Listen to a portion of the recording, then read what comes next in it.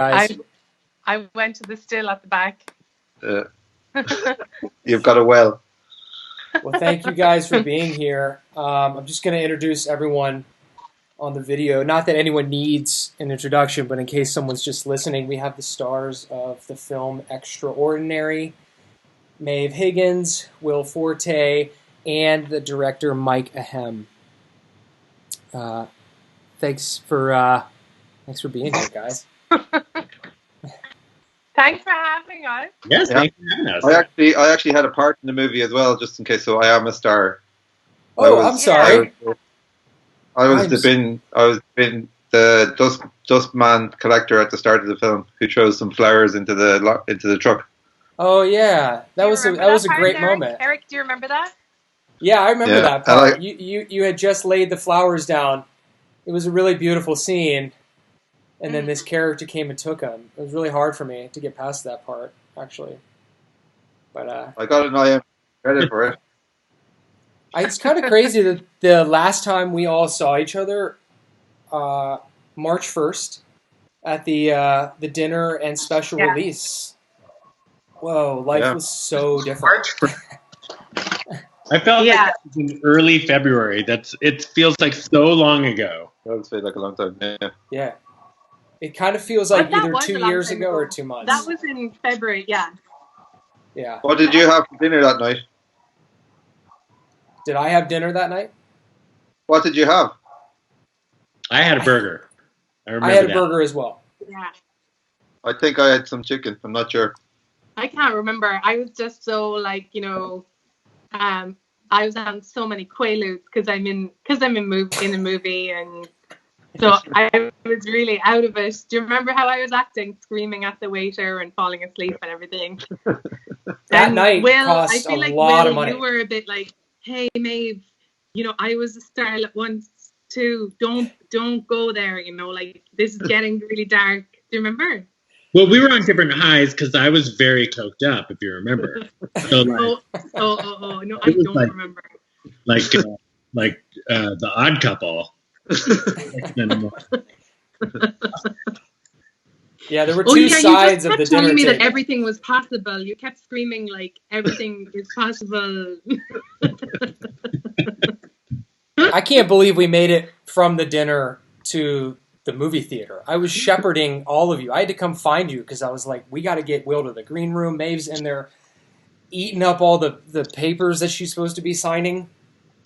It was a funny night. A lot of escalators, I remember. You should not have dipped those papers in acid. I mean, hear from them. Don't. But that is a good point. Anybody who did get one of the Extraordinary posters can now lick it. Oh, right. Yeah. You did just drop a little bit on it, so you'll have to lick the whole poster to figure out where it is. Yeah, exactly, yeah. How have you guys been spending your time for the past, 2 months or month in full quarantine? I just started, I've done a few different projects, but the day before yesterday, I'm going to watch everything Kevin Costner's ever been in. So I'm on my third film of his today. So it's day 3, and I'm on, what am I watching? Today I'm watching JFK, and that's really good. But I watched Dances with Wolves, and I also I've been reading a lot about Kevin Costner's life and interviews he gave. So that's taking up actually a lot of time because he's been around, he's 64 years old, and he's been really in the movie business for a long time. So if you want to know, I don't want to dominate the conversation with Kevin Costner completism, but I did find out one interesting Dances thing. with Wolves. That was I remembered really liking. Yeah, it's so good. I haven't seen Dances with Wolves since it came out, but I remember JFK was a very big movie for me because I went on the bus from school, which is a big deal. It takes about 2 hours to go to the movies in Cork, and that was the only movie that fit with the time that I got there. So I went to see JFK, and it had 2 reels, I remember, because it was so long. So they had to change the reel in between, and I thought I was going to miss my bus home. So, like a lot of his films, that's their defining thing. Like, they're just extremely long. Yeah. So at the end of them, you are kind of knocked out. You're like, wow, that was an experience. But just because you've been there for ages. But he did say he wanted to do a second Bodyguard film, and Princess Diana was going to play it. So I presume what it was he was just going to be like fall in love with the woman he was protecting again. Yeah. But then she really did get killed with her bodyguard. So sadly, she couldn't be in the Bodyguard Part 2. But he not that brought up such a chortle from you. Yeah, me too. I was wondering. I obviously don't think that's funny. But what was funny to me was that he said that Sarah Ferguson, you know, Fergie, she set it up. So he every interview he does, he's like, I just want to say, I really respect Sarah Ferguson because she wanted Princess Diana to be in the Bodyguard Part 2. And the whole time, she didn't even ask for a role for herself, even though she was also a princess at that time. So that's what I've been really learning a lot about. And yeah, that's taking up. I mean, I'm glad for quarantine because I wouldn't have time otherwise, because he's got such a extraordinary body of work, and everything, like I said, is so long. But has he took I think he took a bunch of years off, didn't he? Yeah, it's not clear to me like what he did. I feel like he went away for a lot of the 2000s. But I don't know if that was his choice. Yeah, maybe. Yeah. What are your thoughts on Waterworld? Have you watched Waterworld yet? No, I think that I'm getting to that in June. He loves water, though. You can tell there. Have you seen it? I heard that it's like not that good, you know, and he got laughed at. But also when they were making Dance with Wolves, everyone was like, Kevin Costner is such a crazy loser and he's spending all his money on a Buffalo movie. But then everyone it turned out really well. So when he was making Waterworld, I think everyone was kind of laughing at him and saying, oh, the mermaids, you know, whatever. But then it turned out badly. Well, I don't know. I enjoyed it. I think that maybe it was because you heard so much. Yeah, I agree. And I think you went in thinking it wasn't going to be great. And I remember thinking, oh, that wasn't. Is that like there are a lot of movies that deserve to be shit on for not being fun to watch, but I don't know if this. I mean, maybe because it costs so much money. Maybe you know. Yeah. Kevin Costner a lot. I enjoyed it. Kevin Costner and arm and leg. Yeah. But wasn't that what they kept talking about with Titanic when Titanic was about to come out? Is like, oh, it's just like Waterworld. It's way over budget and they said it's just like the real Titanic. Yeah. and it wasn't, because it actually sailed on happily to the but it underperformed. If you compared it later in hindsight to Avatar, it did not do as well as Avatar. Oh, I always like to remind people of that. Yeah, you really have to remember that. But the other thing that I want to watch is Yeah, it was doing really well, and people were like, "This is doing so well," and I'm like, "Hang on till his next one." It's hard for me to enjoy movies. You're just like the voice of reason. I really just compare movies how they do business-wise, so it's hard for me to laugh at things. This movie made me laugh. Yeah. Extraordinary. I've seen Extraordinary actually twice in quarantine. I've seen it a lot, but like I've watched it twice. I've showed it to people and made sure they saw it. Oh, I got some friends. A lot of friends have been catching it during quarantine, and sending nice notes. It's been fun for people to see it. So I'm happy that people are still getting an opportunity to see it. Yeah, same over here because it hit Netflix in the UK and Ireland and stuff. So it's been getting lots of nice messages from people who've seen it. Yeah, it's available everywhere. We should talk about it. Well, I got a message from a person who said, I was looking for Extraordinary, and in the end I bought it in German, a German dubbed version of it. And I was like, you can just get it on iTunes or on Amazon. Yeah. And then but then it seemed like I was you know, being hard on them for not speaking German. So I wouldn't. So, and I also didn't know what country they were in, but I guess in America you can just buy it. You can buy it, and you can rent it now. Though. It's actually available everywhere. And if you on Apple TV, there's like a little companion piece that I just watched a couple of days ago. It's like a 20-minute making of the movie. Do you guys remember being a part of that? Or have you seen it? Yeah. I have seen it. It's actually very funny. Yeah, it's very good. So I guess we could tell people that if they wanted to go get that, to tune in on Apple TV and watch it. And let's just go back just... who said that? Will, you haven't seen it? No. All right, I'll send it to you. I haven't seen the 20-minute... you have to go check it on Apple TV. I'll send it to you. Okay. I'll be right back. Yeah.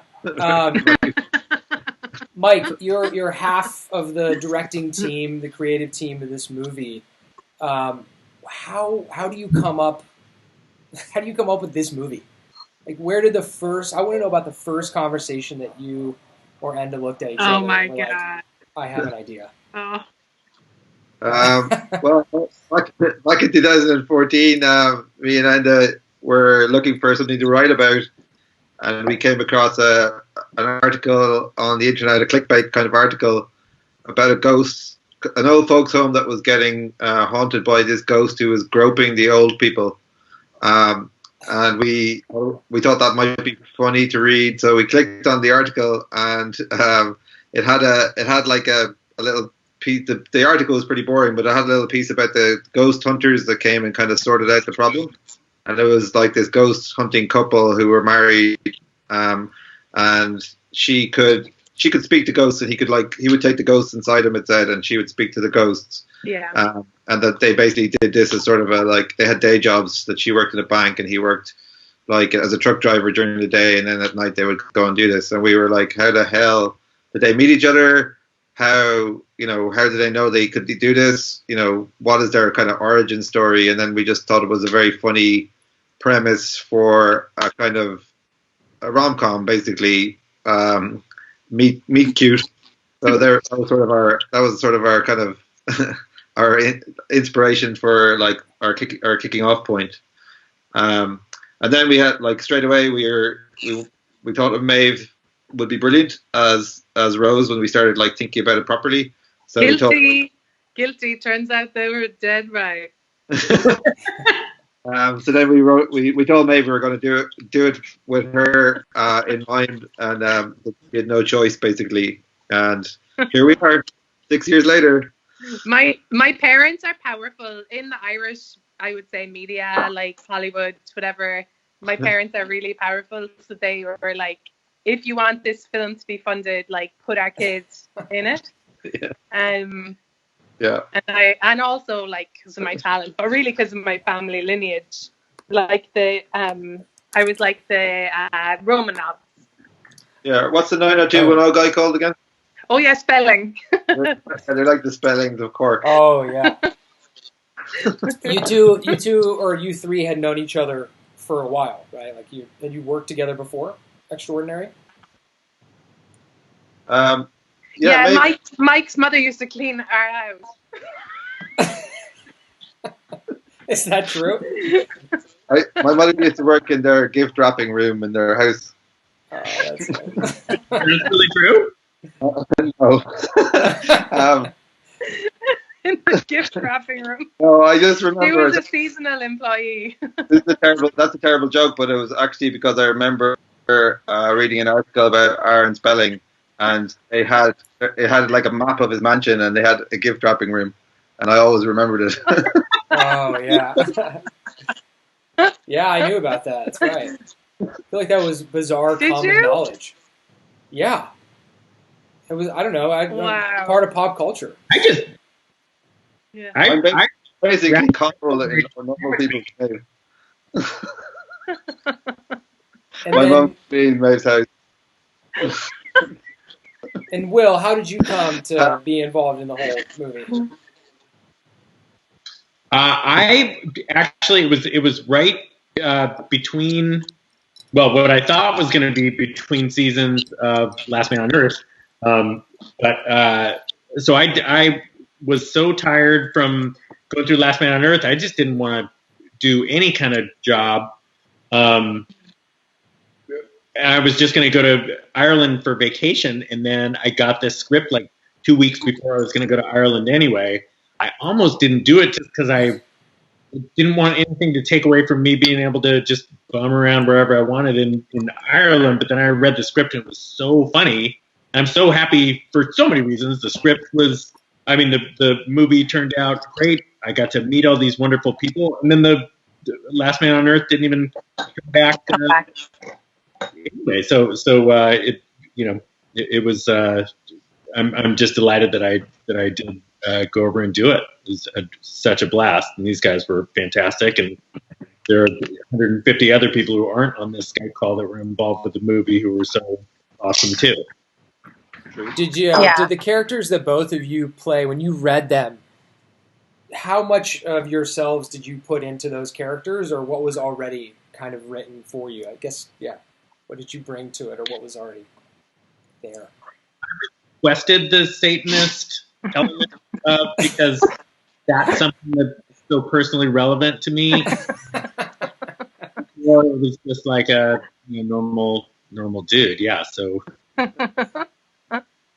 basically is very close to who I am as a person. I mean, minus the satanic stuff, but just like I basically wasn't doing a whole lot of acting. I was just hamming it up just the teeniest bit. That way in real life. Anyway. Can you drive in real life, Will? Oh, I'm an excellent driver. I imagined you were. Yeah, I feel like there's a couple people on this movie who couldn't drive. Shut up, Erik. I'm one of them. Yeah, so how many people in and making this movie were not able to drive? A couple of them had to be drivers in the movie. It's hard to remember.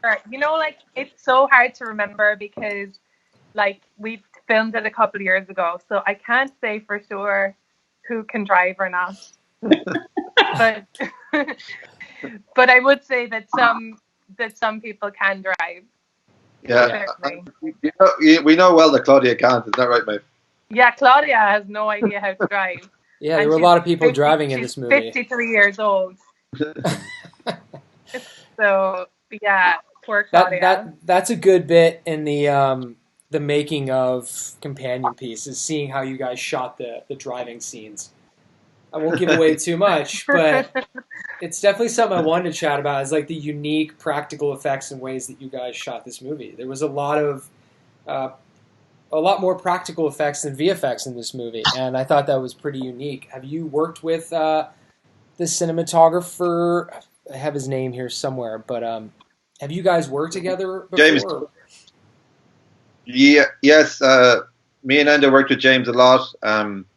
We have made we make a lot of TV commercials and stuff like that as well, and we knew James through that. But James has shot lots of amazing movies. He shot that movie Frank, you might have seen, or he shot lots of great Irish films. But he also shot one of our short films previously. But I think the practical thing was just sort of the way our brains are wired. We do that anyway, and we kind of come out of that DIY aesthetic where if you kind of have no money, you use a lot of pieces of string. And I think we love how that looks, and we love we wanted to reference some of that stuff in the movie. Like there was lots of kind of old horror movies like 13 Ghosts and those kind of movies where stuff floats around the kitchen, or things that are haunted that just take on this like persona, almost like they're on a fishing wire. And there's something kind of funny to us about that. So we wanted to kind of keep that aesthetic across a lot of the movie. And the same with even the floating girl and stuff. We wanted to work out rigs that we could kind of do as much of it in camera as we could. So we did. So she was on a shelf in the bedroom. Mm-hmm. It was sort of like a magic trick. There was no wires or anything. There was nothing to paint out afterwards. She was just on this kind of shelf lying there. And then the camera just moved in a way that you could never see the shelf. So yeah, it was just sort of a kind of a fun thing as well that we sort of built into the way we imagined the world to exist. Yeah. It was really fun. It was really fun because the first time when we're sitting around the table and Martin's wife comes back to haunt him, then I didn't realize what was going to happen. But what happened was all the art crew and all the props crew and everything was all lying on the ground all over the place with different fishing lines tied to them. And so they would start pulling pictures that would spin around the wall, and the dishwasher opened and all the kitchen cupboards started slamming, and the whole place was shaking, and the lights were going on and off. The Sparks had organized for the lights to go on and off. I just assumed that we'd have to pretend that was happening and that we'd be ooh, ah, or whatever. But then it was actually really, really happening. And then they had to do it again because all of us were oh my God, this is actually cool. And ruined the take or whatever. But it was, they're super talented. And I think it looks better than if you fake it afterwards. I think anyway. I don't know what to compare it to because it's kind of hard to tell if something's fake or not. But I know in Kevin Costner's film Dances with Wolves, what he did was had real buffalo. And I thought that's something that would happen in one of my films too. Very authentic. It felt that way. I mean, So it fit the tone of the movie, the way that you guys did all the effects. I can't really think of any actual. He had mechanical buffalo that. Really? Wow. I don't want to go too far off the subject here, but what made you want to watch all of Kevin Costner's filmography? What? No, I mean, no one thing. I think it's just, it was just time. It's important. It's important to just pay attention to our elders and to learn from them and put in the time. You think he's seen Extraordinary, Maeve? I presume so. Yeah. Yeah, I haven't heard from him, but I think so. I'm gonna reach out to his people directly after this and just see if we can get him a screener. Yeah. Can you get? Watch. Just tell him that. Field of Dreams is great. He's K Costner at Gmail, I think. Kevin Costner at Gmail. Yeah. He's Mechanical Buffaloes, not for me at yahoo.com. Yeah, all the practical effects, even in the branch or the toaster outside. So that was all done with strings and crew just pulling on them. Yeah. That's cool. Yeah. There's still visual effects stuff that has to happen afterwards. So, when you have a piece of string, it's still there, so you still have to get rid of it. But I think the kind of motivation and the look of it is kind of unique when you do it for real. And also, I think, as Maeve said, it does definitely help the cast when, shit is happening around you, stuff is flying. Yeah. For example, when Will was acting at the end, and I guess there's a spoiler here, but when the demon comes at the end, we wanted there to be somebody there for him to act with and for everybody to act with. So we had a guy called Jed who was on a step ladder wearing a big sheet, and we kind of we didn't have money to do a big motion control guy or motion capture guy, but we had Jed there as sort of our reference ghost, and then we used him to plan the animation afterwards as well. Yeah, and also the theme. And was that his voice? Oh, no. It was his voice that we used in the movie. Yeah, he was brilliant. Mm-hmm. The scenes where I'm walking through the castle with Claudia, and there's the Virgin waiting to be sacrificed, and then Claudia makes a walk out of the. So when we go in there, they actually had the young woman up in a harness, and it's it definitely act differently in this person. And then when I walk back out of the room, the camera follows me out of the room, and she makes that noise. They actually did have the collapsed, exploded woman. But no, there was a cut. We actually did. That person they did actually have that. That wasn't an effect. They had a body made of this exploded woman, which was horrifying. Which was I mean, stuff like that actually does make a difference in the performances, I think. Yeah, I think that was fun to shoot because that was a one. It didn't end up being a one shot in the movie, in the edit in the end, but we shot it all in one go, and because we wanted it to be a one shot, but it was just a bit too long or something, I think, when we got to the edit. But I remember Claudia had to go into that room, and as you left, she would get covered in blood by the makeup crew and then run back out, and then and we would keep the camera rolling, so it was like this big one tracking shot for the whole thing, which was, I think we did it 3 times, and one of them was good. That was the very first scene that I had to do, so it was terrifying. You know, the entire, because every person has to do their job correctly, and I was still nervous. I didn't know people, so it's easier to memorize your lines after you've been working with people for a while because you just aren't in your head about it. So this is having this on the first day where everything has to be said right, and the cameras, like a lot of the cues are based on where you are because the camera following me around. It was terrifying because you'd get about 3/4 of the way through your scene and you're like, I haven't made a mistake yet. Don't put it in. It's really scary.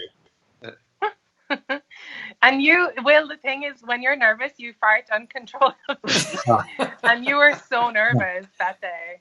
Yeah, when I'm not nervous, they're very controlled farts. Yeah, we had to ADR that whole scene because it was just so loud. I thought I caught a few in a couple of those end scenes, but I didn't. I don't know. You don't really think that you're going to hear it in a movie, but I heard it. Yeah. No, but everything is real. Everything is real. Yeah. Yeah. And Mike, did your guys' past with music videos and commercials kind of inform the decisions to shoot this way and this movie in the ways that you guys did? Yeah, I think so. I think for us, we didn't go to film school in the traditional sense, so we kind of have always had this attitude of using like commercials, especially when we have some money to try out equipment or try out different camera moves, and you get to see what things you like or don't like, or what works well or what works for comedy better, and what lenses you like, and all those kind of things are really fun. And we're both quite nerdy about that, especially Enda, who's not on this call, but he's really nerdy about lenses and stuff. Mm-hmm. So I think, we definitely it would definitely influence the way we were thinking about the movie. And I guess by making, the more stuff you make, the more kind of assured, sounds weird, but assured you get about the way you want to make things, and what you don't like, especially, so you might try something on set then and go, actually, that's not what I want to do, but at least you know that it's wrong for the shot or whatever, Mm-hmm. So I think the more, like, whether it's with a budget or not, the more things that you just mess with and play with, and when we get to actually make the movie, then we kind of know what we don't want to do, which is really important, I think. Yeah, I feel like between the practical effects and the castle that you guys shot in was probably pretty immersive for the talent and you guys to be in character. I don't know. Can you talk about the castle a little bit? Was it haunted or? The castle was. We were there for about 2 weeks. So 2 weeks is about 10 days filming, and I think most of the first week was kind of just like all of Will's stuff, where it was kind of like hanging out and living with Claudia and doing incantations and that sort of kind of stuff. And then most of the second week was the big end scene where the demon happens and like all the crazy stuff happens at the end when Christian is about to sacrifice the Virgin. So yeah, we loved being there, to be honest. From a filming point of view, we had a lot of freedom. It was kind of nice to be in one place for a long time. And that location, we were, you kind of just settle in and you're going to be there for 10 days rather than moving every day, which we did a lot. So yeah, it was cool. And yeah, I think it's meant to be haunted. There's meant to be the ghost of a 6-year-old girl who fell down the banister. Very, very Edward Gorey kind of death. And apparently, yeah, she still haunts the place. Wow. That was that just brought back memories of because we were there for so long. There was a ton of stuff that we did at that castle. Mm-hmm. These guys were amazing, and they were but you know they had so much to shoot there that you'd kind of usually you'd have one or two things that you wouldn't get to, and it kind of built up for the last couple of days. And it was so amazing watching these guys because it was such a stressful situation for them where they didn't seem stressed at all, or at least their version of being stressed is just like takes the facade of a super relaxed person who's incredibly confident. But it was so, I mean, that leads into you forget that this was their first movie, like feature-length movie they'd ever made, and this was Maeve's first time being in a movie at all, right? Yeah. So it's just crazy to me because they did such an amazing job of directing. Maeve is such an amazing, star of this movie. Carries this whole thing on her shoulders. It was pretty. And I mentored you as well, Will. What? I mentored you. I was like your mentor, and he would come to me. What should I have for breakfast? What will I say to Mike? And how do I learn my lines? He was so nervous and farting the whole time. What's your trick for learning lines, Maeve? Do you have a secret for learning lines, or do you not learn them at all? You just roll into a situation. Well, didn't you say, Will, that you learn them sometimes when you're on the treadmill?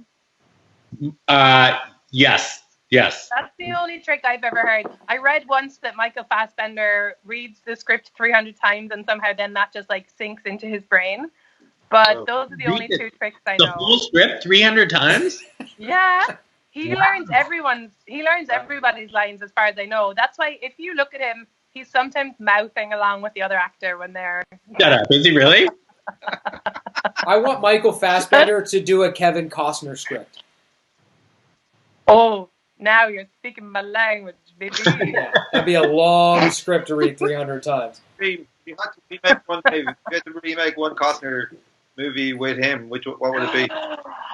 Oh my God, that's actually such a good question. Maybe Field of Dreams, but it would be like hurling. That's good. Yeah, I like it. Or I actually think that would be really good. Or else, like I said, I've only started working my way through Costner's body. So That's so funny that you say that, because in Ireland that makes a lot of sense to people, but like in the United States, if anybody is listening and is hearing, you want to make Field of Dreams, but with hurling, they make it seems to them like you're talking about vomiting. Yeah, probably was. No, it's the sport of hurling. But I think Michael Fassbender as well, his whole trick is like he can get really skinny really quick or whatever. That's like one of the things he does, like for shame and for hunger. Like that's kind of like his thing that he shows off with. So maybe I'd put him in. That's the element of the movie Shame that I've always heard about him. That's the one. I think so. Yeah. Yeah.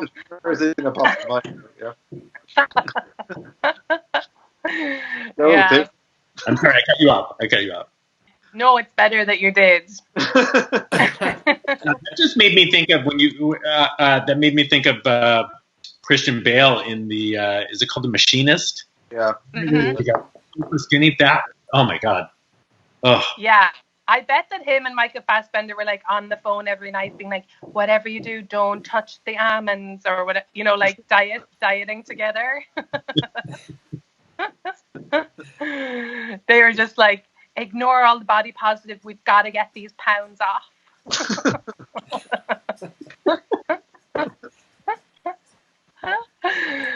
So anyway, hey, did anybody have any questions for us, Erik?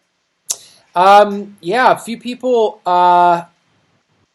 what movies? They're a little on topic. Some just questions about how you're living in quarantine. Maeve, you've definitely answered this question, but what movies are you watching in quarantine? So, Will, Mike, are you guys watching anything? You know what I just saw the other night? Well, movie-wise, I just watched UHF, the weird. Oh, yeah. I love UHF. Oh my God, I had never seen it before, and I got to meet him through this charity thing it's called the Big Slick for Children's Mercy Hospital in Kansas City, and so he's a delightful, wonderful person, and I've always thought he was so funny. So I watched UHF the other night. Oh, it's so good. The Weird Al Yankovic movie. You guys get there's a Michael Jordan documentary that's big out here in the States. ESPN, that's amazing. So I'm there's an ESPN one and a Netflix one, or are they the same? Oh, I'm not sure. I mean, I've just been watching it off ESPN. Okay, I think there's two. Oh, okay. There's two Michael Jordans. There's another Michael Jordan. There's two Michael Jordans. Yes. Okay. Yeah. I wonder. Documentaries. He was a shoemaker. One for each. Mike, you been watching anything? I've been mostly watching shorter things, and I'd only seen odd episodes of Broad City, so I went back to the start of Broad City and started watching it, and it's fucking really funny. I didn't realize how amazing it is.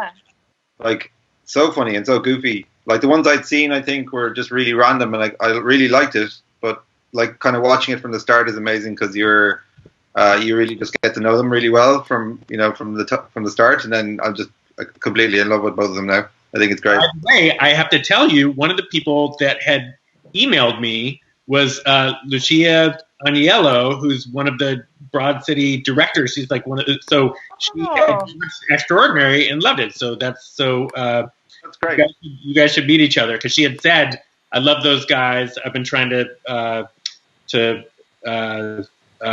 say hello and just tell them how much I loved it." So I'll have to. Oh wow! Maybe she got tired. She might be got tired working with women. Who? Maybe she got tired. Lucia, this director, she got tired of working with women. I'd say it was tough, and I would say you're dead right. Work with just men. I've always said that. Especially you know that. Can you guys see this photo that someone just submitted on? Is it coming up on the screen or no? I'm trying to figure out how I can put it in here, but. Can we do the open conversation or something? Oh yeah, I'll send it to the text thread. Where's that at? I don't know how to do this. I have no idea. You could do share screen, could you? Well, Erik, I don't know. Could you do share screen? I'm just gonna send it to. There it is. Do you guys see this right here? Oh, the picture from Shame. Oh yeah. Did it come through? Yeah, man. Oh my god! You and Costner. You and Costner look really good. That's really nice. Oh, shut up! It's picture. That was private. Maeve, I'm writing a movie with Kevin Costner and you in mind. Will you be in it? Mike, okay. Now you're asking me on the spot. Yeah, you're basically a princess of Ireland, aren't you? National treasure. Oh my god. So I'm excited to hear from him. I do have another. It's funny, Mike, that like. Oh no. Will. I don't even know what I'm doing. I pressed an emoji. I'm jealous. I want one. It's really good. Sorry, hope that was.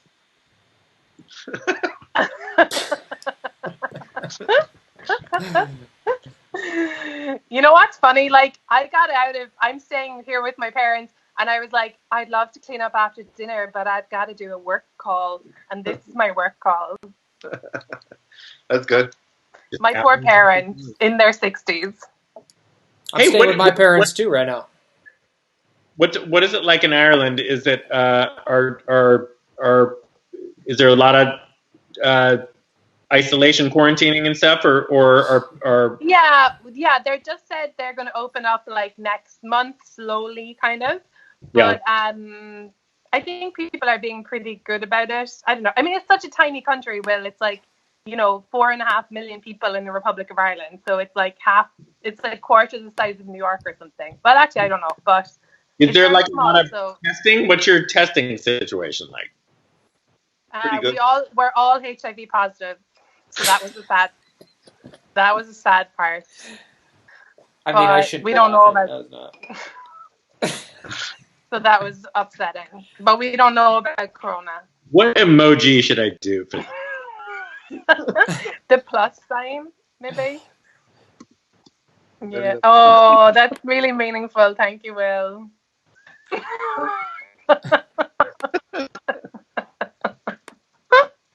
What have you been tested for, everybody else?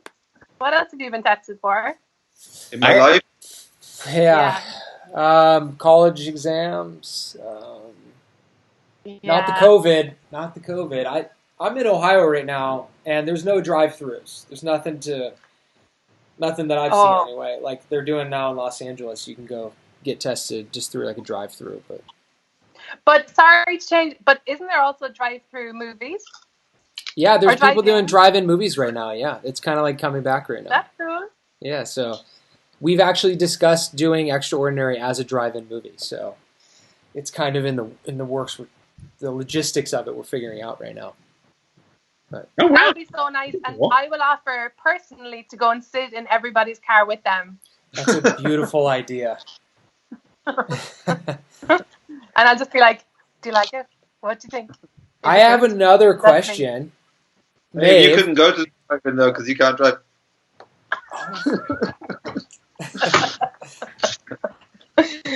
Maeve, how did you attacking first meet Mike and Enda, and what was it like working together on the script? Oh, oh, look at that light. I met them. I know, but I don't actually like using it. But I got it because I'm an influencer. But it's too spooky. I would have just said my halo. Is my halo. I met them. I actually don't remember the first time we met, but we met when we all lived in Dublin, and I think we just were in the same friends group, kind of. And so that was like many years ago. That was 12 years ago or 13 years ago or something. And then stayed in touch. But then Mike moved to London, and then I moved to New York and stuff. But we always stayed in touch. So I think that's always what I say to people. If you have creative people that you're friends with, and if it's ever possible to make something with them, then that's always going to be fun and good, even if it's like just for you to do. So, because I think sometimes people are like, I want to make something with, for example, Kevin Costner. Now I would be his peer because we're both in show business, but I think it's more realistic to stick to your like people who are around you, and you'll also probably end up making more stuff and having a more fun time as well, I think. I remember me and Enda made the credits for your very good team. So Maeve had a TV show that was it was called Fancy Vittles, and it was kind of half cookery show, half stand-up. I don't know if you describe it like that, Maeve. But and it's excellent. Can you see it on YouTube or something, Maeve? Yeah, you can see it on YouTube. And Mike and Enda made the opening credits for that. So we worked together then, and then I feel like you took photos and stuff as well, and just little things like that. My favorite one of them was the poster for the one where you were marrying a cat. Yeah, for one of my Edinburgh shows, I wanted it to look like my cat was proposing to me, so... But like she was really bad-tempered, cranky cat who wouldn't, like, it's not like she would just put her paw... I wanted her to be pushing the engagement ring across the table to me, but she was so like, she was like an outdoor wild thing. So, but Mike was able to do it. I think eventually you've made like a fake tuxedo for her arm, and then took a picture of her paw and made it look like that. I just that was a multi-million-dollar, operation, and we needed drones and everything. But yeah, that was cool. I remember that it was kind of like a Lady and the Tramp style, like dining scene, and this is how I could be wrong, but this is how I remember it. And then I remember that the cat had a fish on its plate in front of it because it was like yeah, it was you over dinner, and you hated the fish a lot. That's all I remember. I hate them so much. But and then I had a pineapple upside down cake on my plate because I love that. So I hope that was a helpful answer. It was. Where were you? Were you living in New York, in London, Mike, when you gave her the call and said you had a script, or you guys? I think the start we were in. Oh no, I'm not. I think we were still in Dublin when we started writing the first draft, and then Maeve was living actually in London, but we would meet up a little bit about it along the way, and then email and all that kind of stuff. But yeah, we were kind of in touch every, not every day or anything, but every few months or something, and we would show Maeve drafts of it along the way and go, this still exists, we still want to do this. Yeah. And and I think, as you know, if you're doing, and Will knows, it can take a really long time for something to happen. So we were delighted and lucky that it did happen. But I think it's because the lads kept going and kept on. We made a little tiny snippet of it, like a 3 or 4 minute version years ago. And then that helped to get more funding. And then that helped to, ask when we were asking Will if he would consider it, then we could send him that and send him a script that was like, that Mike and Enda had made it as good as at the best. They did the best they could, really, God love them. And so, but yeah, it takes ages. It takes a long time. It was all how did you guys get that to Will? Did you know each other? Was there mutual connections between everyone, or had you worked together before on anything? I met Maeve in New York a couple of years ago through Kristen Shaw when we were out there for the upfronts one year. We all went to dinner, but that was about it. Yeah. So we were lucky because I suppose at least then if you knew, Kristen, it's not a total nut job. Little did you know. Yeah. So yeah, but there's lots of lucky things happened, I think, with this film. And, luckiest of all now, everyone's trapped in their homes and they have to watch it. It's so perfect. I have another question. What are some ordinary hauntings that didn't make it into the movie? There was a few. We had extra scenes around the montage scene, which was kind of like the bit where Rosa Martin kind of solved loads of hauntings in a row. We had a scene with like a band, and I think they had done a Ouija board or something, and they were like a local death metal band. They were all kids, but I think the lead singer was just pretending that he was haunted. And then we had a funny one with a kid who had like eating all the ice cream. Yeah, his ice cream used to keep disappearing. The mom called him because the ice cream used to keep disappearing from the fridge, and she was like a ghost eating it, and then it kind of cut to the kids, and he was like, "Don't tell them."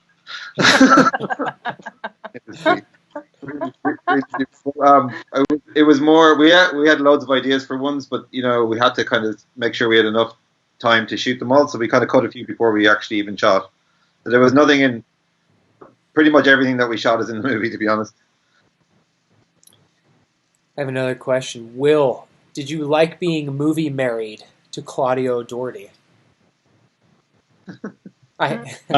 She is fantastic. She, I had never met her before, but she's also a friend of Kristen Shaw's. So so Kristen said, "You already know Maeve, but be on the lookout for my friend Claudia too."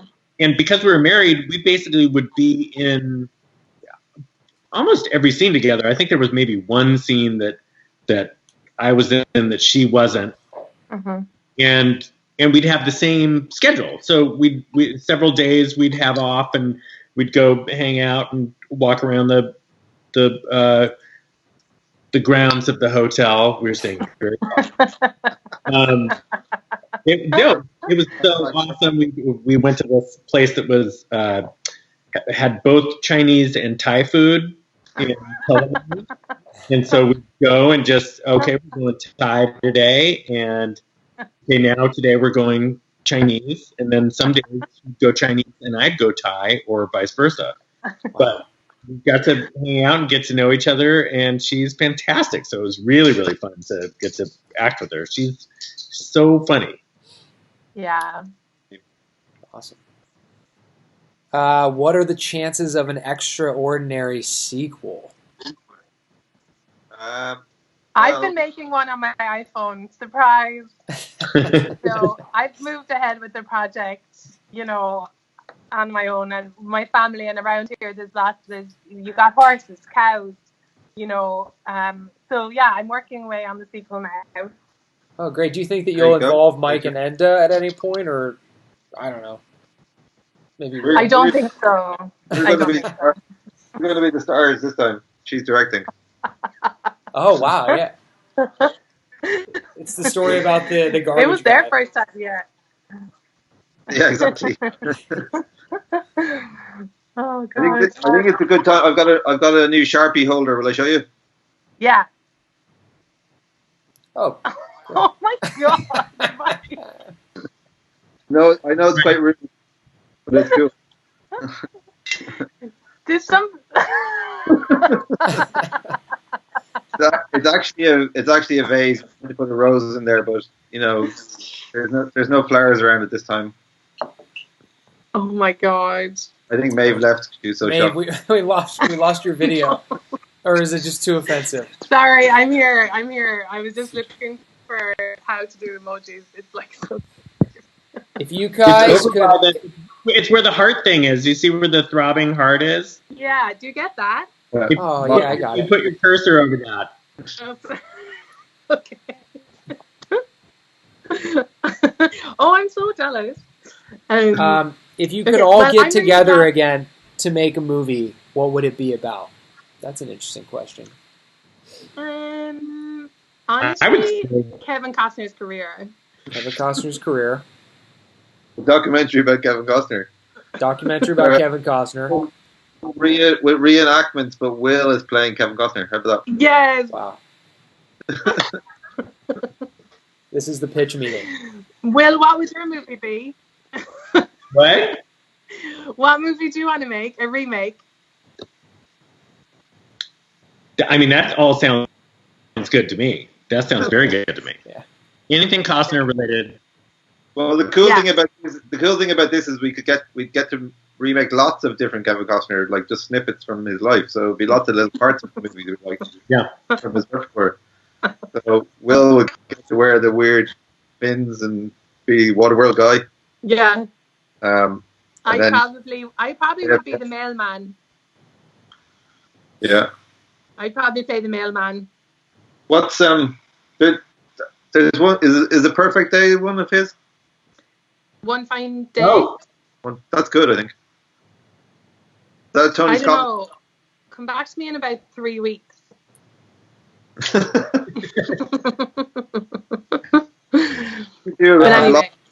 should do a blog about it. Another one. Do you guys believe in ghosts?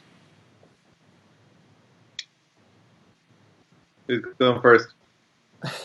I guess I'll go first because I don't know. Sure, why not? What do I don't not believe in them. I'm not gonna ever say that I know all there know in the universe. So what do I know? Maybe there are. I'm not gonna not believe in them. But it doesn't mean that I believe in them. I'm just open to the possibility of them. What? What do you think? Me? Yeah. I kind of would like to believe in ghosts, but I don't think I do because I haven't. Well, if I I'm open to the fact they might exist, but I haven't seen any. So at the moment, no. You are so fucked now because you are just inviting phantasms into your life. Oh, you don't, huh? Okay, we'll show you. I like the idea of. I was reading about the idea of a place that places record events somehow. So basically, if a really bad thing happens in a certain place, that the environment or the geography of that place. It records the atmosphere and stuff, and I think that sort of idea is cool. I've never heard that. That's interesting. So when you get a spooky feeling walking in somewhere, it's sort of almost like a recording of an event or theory, and it happens to good and bad things. So you can have a good feeling in some places and a bad feeling in some places. So I like that idea rather than the idea of a dead person who's, you know, kind of roaming the world, being very sad and trying to get into the next world or whatever. Mm. Like in some city in Australia, the Dalai Lama won't go near it. He's like, no thanks, really bad energy there. Yeah, that vibe. I'm basically the Dalai Lama. He is. Mike is basically the Dalai Lama. He's like an older version of the Dalai Lama. Well, I have one last question.